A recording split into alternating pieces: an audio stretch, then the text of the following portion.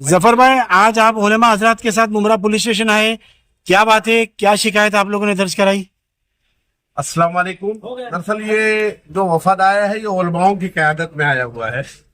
संभल में जिस तरीके का हादसा पेश आया, जिस बर्बरियत के साथ 5 मुस्लिम समाज के लोगों को गोली मार दी गई, बेकसूर लोगों को, निहत्थे लोगों पर जिस तरीके से गोली चलाई गई, ये बहुत ही शर्मनाक वाकया है।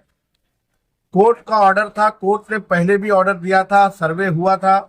सर्वे होने के बाद फिर से वापस से कोर्ट में वो लोग गए, वापस से कोर्ट ने परमिशन दिया सर्वे का।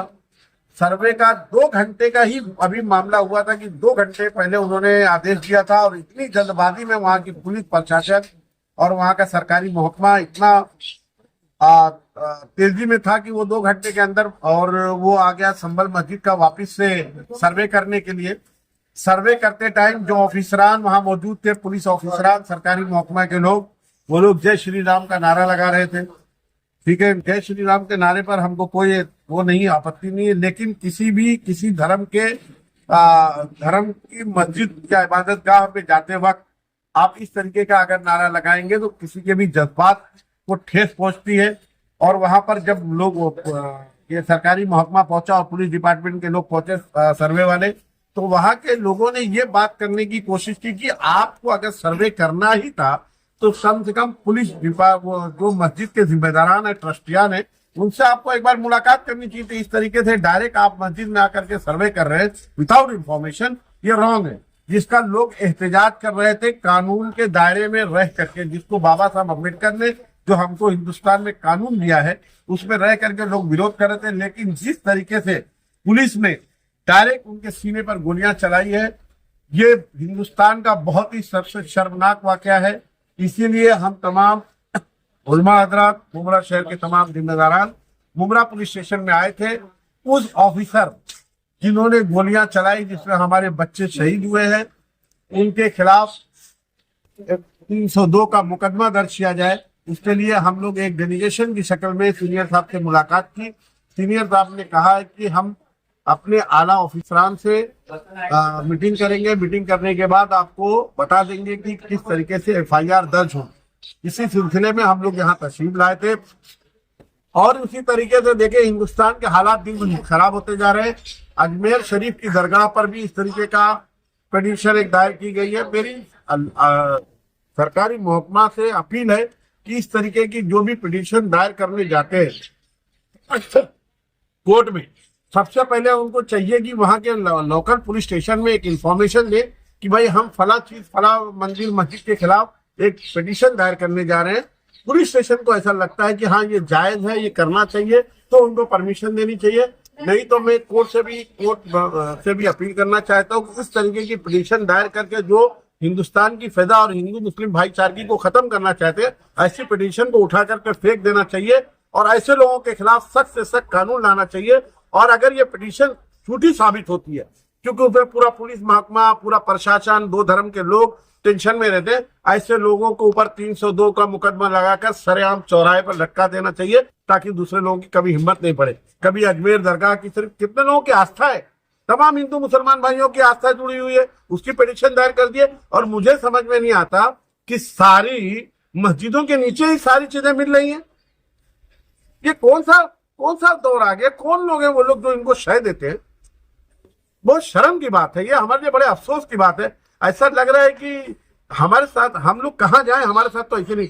मैं बार बार कहता हूँ, देखिए, इसलिए बार बार कहता हूँ, तुम्हारा मुहाफिज सिर्फ अल्लाह के सिवा कोई नहीं है। अल्लाह की रस्सी को मजबूती से पकड़ो। हमने क्या किया? अपना ईमान दूसरों के हाथों में रख दिया, इसलिए हमारे साथ ये वाकया पेश आ रहा है। इसलिए हम पुलिस स्टेशन में आए थे। हम इंशाअल्लाह पूरी कोशिश करेंगे FIR दर्ज कराने। मौलाना साहब, सबसे पहले आपका नाम बताइए, कौन सी जमात से ताल्लुक रखते हैं आप? रहमत कासमी, मैं उलमा देवबंद से ताल्लुक रखता हूं। आप भी पुलिस स्टेशन आए थे? जी, हम इसी संभल के मामले को लेकर के आए थे। जब एक बात पावर करा दी गई थी कि भाई 1947 से पहले की जो भी इमारतें हैं उनके खिलाफ कोई कार्रवाई नहीं होगी। 1991 में बिल पास हो गया था, इसके बाद कोई कार्रवाई नहीं होगी। फिर याचिका दाखिल करके और उस पर इमीडिएटली कार्रवाई करना, ये जो है सरासर जुल्म और ज्यादती। ये खास करके एक ही तबके के लोगों को जो है डायरेक्ट फायरिंग करना, हालांकि पुलिस को ये इख्तियार है, अगर वो चाहते तो दूसरे तरीके से मजमे को मुंतशिर कर सकती थी। आंसू गैस छोड़ते या पैर में गोली मारते, सीधा जो है सीने पर गोली मार करके नौजवानों को शहीद कर दिया गया। इस सरासर जुल्म और ज्यादती। दूसरी बात ये कि भाई ख्वाजा गरीब नवाज की दरगाह 800 साल पुरानी दरगाह है, सारे लोगों की आस्थाएं उससे मुंसलिक हैं। सब लोग जानते हैं कि बहुत पुरानी जगह है और 1991 में बिल पास यानी ये कानून पास हो गया था कि किसी भी इमारत की सर्वे नहीं की जाएगी। लेकिन फिर ये जो है याचिका जिसने दाखिल किया, फौरन उस पर एक्शन लिया गया। सुबह 6:30 बजे ही जो है एसआई की टीम पहुंच गई। सर्वे के लिए किसी को इत्तला भी नहीं दी गई और पता नहीं कि कैसे कैसे लोगों को लेकर के गए और वहां जो है मजमा ने इंतशार करना शुरू कर दिया।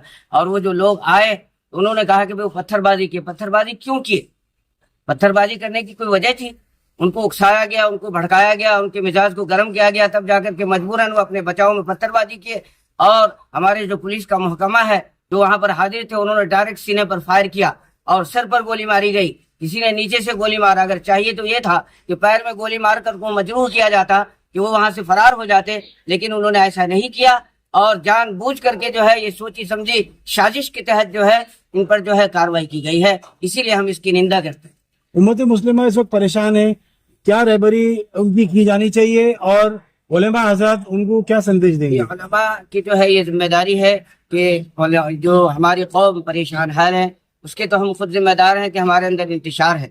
मैं तो यही कहूँगा कि एक हो जाएं तो बन सकते हैं खुर्शीदे मुबीन, वरना इन बिखरे हुए तारों से क्या काम बने। अगर हम एक हो जाएंगे तो दुनिया की कोई भी ताकत हमें पाश नहीं कर सकती है। जरूरत आज इस बात की है कि हम मुत्तहिद हो जाएं।